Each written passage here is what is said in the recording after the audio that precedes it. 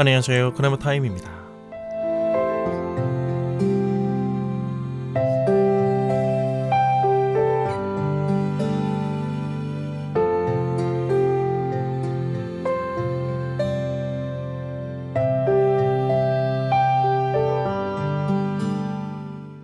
우리는 앞에서 예수 그리스도를 통하여 하나님 나라가 다가온 사실에 눈을 뜨지 못하는, 즉 시대를 분별하지 못하는 사람들에게 은혜로 다시 주어진 시간 속에서 이스라엘의 회개를 촉구하시는 애끓는 예수님의 심정을 볼 수 있었습니다.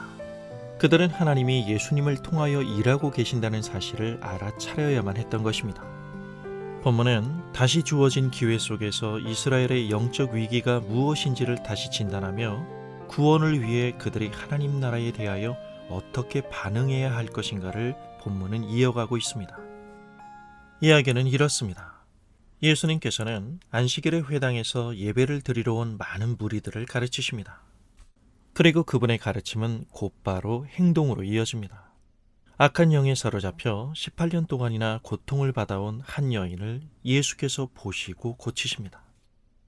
이 여인의 질병이 단순한 질병이 아니라 그 상태가 얼마나 심각한지는 그녀가 악한 영에 사로잡혀 있다는 기록에서 우리는 어느 정도는 짐작할 수 있습니다. 이 여인은 그 오랜 시간 동안 허리가 굽은 상태로 지냈음을 누가는 전합니다. 그러니까 몸이 반으로 접혀진 것으로 본다면 이 여인은 18년 동안 허리를 한 번도 못 펴고 산 것입니다. 이 여인이 처한 사회적인 굴욕적인 위치를 상징한다고 볼 수 있습니다. 예수님께서 이 여인을 부르십니다. 그리고 여인이 병에서 노임을 받았다고 선언하시고 그녀에게 안수하십니다. 그러자 여인은 곧바로 자기의 허리를 펴고 똑바로 일어섭니다.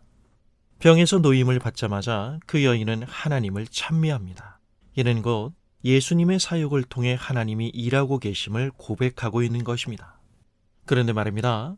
천하보다 귀한 한 사람의 회복을 보는 이 은혜의 현장에서 어떤 이는 하나님 없는 종교만을 보고 있습니다.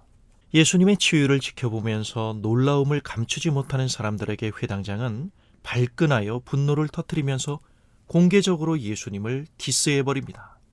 아니 다른 날도 세고 셌는데 왜 하필 안식일에 이런 일을 하느냐는 것이죠. 안식일에 일을 하지 말아야 한다는 계명 속에서 회당장은 예수님의 이 치유를 노동으로 본 것입니다. 안식일을 어겼다는 것이죠.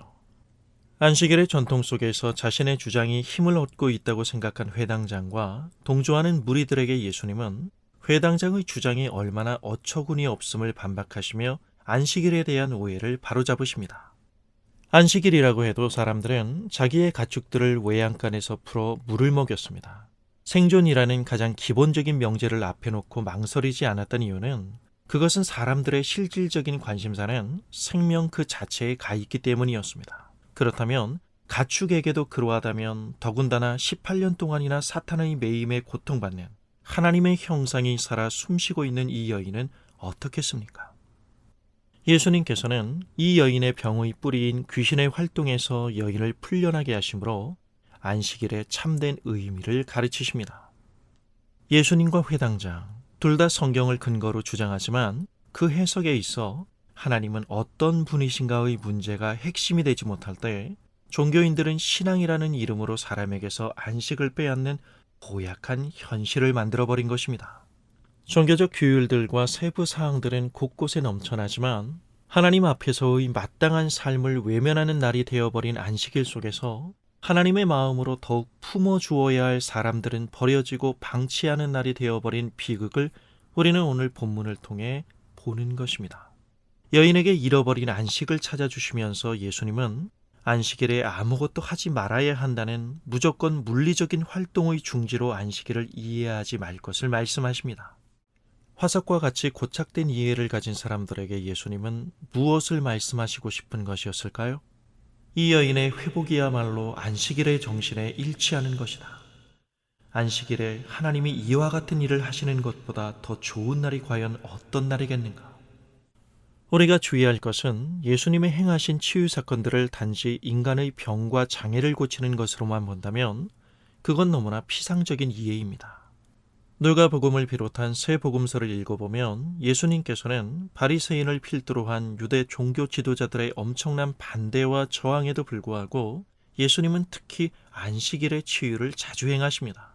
예수님께서 유대인들의 아주 민감한 사안을 건드리시면서까지 안식일에 자주 치유를 고집하신 이유는 안식일에 죄인의 회복을 보이고자 하심이었습니다. 첫 창조의 심이 좋은 상태에서 죄로 타락한 인간이 직면한 현실은 고통과 죽음에 짓눌린 사단의 통치의 나락에 떨어진 삶이었습니다. 인간의 죄로 말미암아 파괴된, 잃어버린 그 안식을 다시 회복시키시는 예수님의 일하심 속에서 사람들은 예수 그리스도, 그분이 가져오시는 하나님 나라를 볼 수 있어야 했던 것입니다. 그러기에 무엇보다 안식일은 하나님 나라가 완성될 때에 대한 종말론적인 소망을 담고 있는 것입니다. 예수님께서 가져오신 하나님 나라는 다른 말로 하면 예수님께서 안식을 가져오셨다는 의미이기 때문입니다. 하나님의 생명으로 충만한 하나님의 통치라는 이 가장 심히 좋은 상태로의 회복을 사람들은 다른 그 무엇이 아닌 이 안식일에서 봐야 하기에 예수님께서는 안식일에 자주 치유를 행하신 것입니다.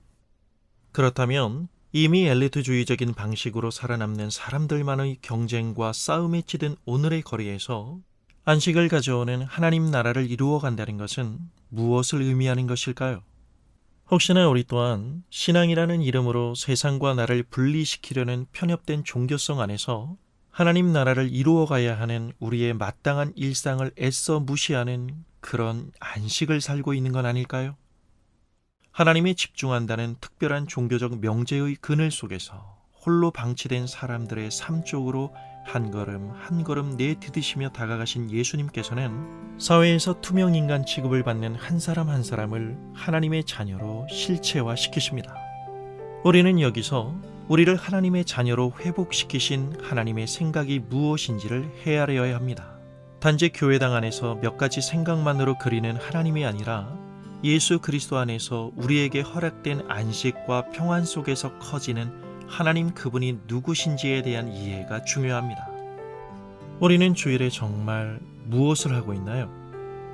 주일이 단지 주일 성수라는 종교적 프레임 속에 갇혀 영적 허공 속에만 그리는 관념적 하나님이 아니라 참된 안식을 가져오신 예수 그리스도의 가심이 되어 우리의 일상 속에 예수 그리스도 그분이 친히 하나님 나라를 이루시도록 우리를, 나를 그분께 내어드리는 시작이 주일이 되어야 합니다. 감사합니다.